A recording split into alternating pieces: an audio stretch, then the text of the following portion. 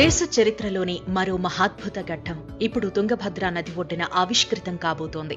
ఈ తీరాన 108 అడుగుల శ్రీరాముని విగ్రహం ఈ తీరాన ఏర్పాటు చేయనున్నారు కేంద్ర హోంమంత్రి అమిత్ షా. దీనికి వర్చువల్ గా శంకుస్థాపన చేయనున్నారు. అందుకు ఏర్పాట్లు చకచకా జరుగుతున్నాయి. తెలుగు రాష్ట్రాలలో ఇదో భారీ సంచలనంగా మారిందిప్పుడు. పరవళ్లు తొక్కే తుంగభద్ర నదీ తీరాన వెలసిన శ్రీ రాఘవేంద్ర స్వామి మఠం సమీపంలో ఇప్పుడు శ్రీరాముడి ఆలయ నిర్మాణం చేస్తున్నారు.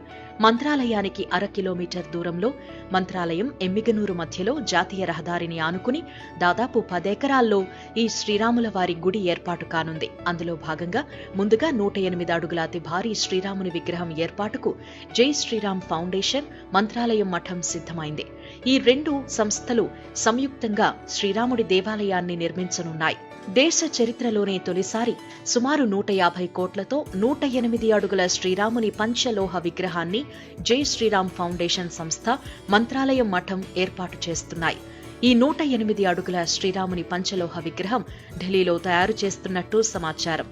ఈ అతి భారీ శ్రీరాముని విగ్రహం ఎలా ఉంటుందోనని సర్వత్రా ఆసక్తి నెలకొంది. తాజాగా మంత్రాలయం సమీపంలో శ్రీరాముడి ఆలయం నిర్మించే ప్రదేశంలో 8 అడుగుల నమూనా విగ్రహాన్ని, ఫ్లెక్సీని ఏర్పాటు చేశారు.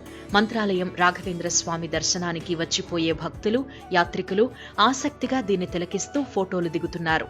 108 అడుగుల శ్రీరాముని పంచలోహ విగ్రహంతో 3 ఏళ్లలో ఇక్కడ శ్రీరాముడి ఆలయం నిర్మాణం పూర్తి చేసి భక్తులకు దర్శన భాగ్యం కల్పిస్తామని జై శ్రీరామ్ ఫౌండేషన్ సంస్థ ప్రతినిధులు తెలిపారు.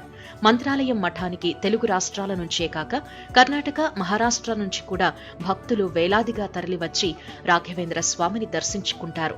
మంత్రాలయం సమీపంలో కొత్తగా ఈ శ్రీరాముడి ఆలయ నిర్మాణంతో మంత్రాలయం ఆధ్యాత్మిక ధామంగా మరింతగా పరిడవిల్లనుంది.